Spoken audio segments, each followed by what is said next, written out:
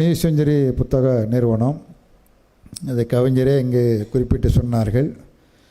அது தொடங்கி 75 ஆண்டு காலமாக அதுவும் தொடர்ச்சியாக வெற்றிகரமாக சிறப்பான முறையில் நடைபெற்று கொண்டு இருக்கிறது. நியூ செஞ்சுரி புத்தக நிறுவனம் தொடங்குவதற்கு முன்னதாக, கம்யூனிஸ்ட் கட்சி தொடங்குவதற்கு முன்னதாக, கம்யூனிஸ்ட் கட்சி நூல்களை, மார்க்சிய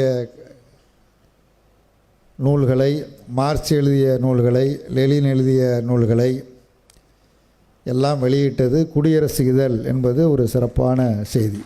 தமிழ்நாட்டில் கம்யூனிஸ்ட் கட்சி அறிக்கையை முதலாக வெளியிட்டது இந்திய கம்யூனிஸ்ட் கட்சி அல்ல, தந்தை பெரியார் தான். அதே போல் மாவீரன் பகவத்சிங் எழுதிய நானே நாத்திய நானேன் என்கிற நூலை ஜீவாவை மொழிபெயர்க்க செய்து வெளியிட்டதும் தந்தை பெரியார் தான். அதே மாதிரி நம்முடைய கவிஞர் அவர்கள் குறிப்பிட்டதைப் போல சிந்தனை சிற்பி சிங்காரவேலர் அவர்கள் ஏராளமான கட்டுரைகளை, மார்க்சிய கட்டுரைகளை எழுதுவதற்கு வாய்ப்பளித்த இடமும் தந்தை பெரியாரும் குடியரசு இதழும் தான். இப்போ நம்முடைய உறவு அப்படிங்கிறது ஒரு சாதாரண உணர்வல்ல, ஒரு உணர்வுபூர்வமான உணர்வு.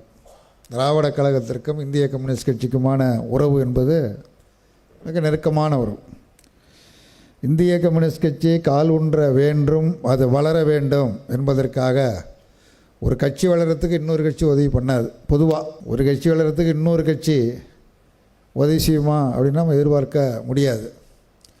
அதனால் இந்திய கம்யூனிஸ்ட் கட்சி தமிழ்நாட்டில் கால் ஊன்றுவதற்கு தந்தை பெரியாரும் திராவிடர் கழகமும் குடியரசு இதழும் பெரும் பங்களிப்பை செய்திருக்கிறது என்பது யதார்த்தமான உண்மை.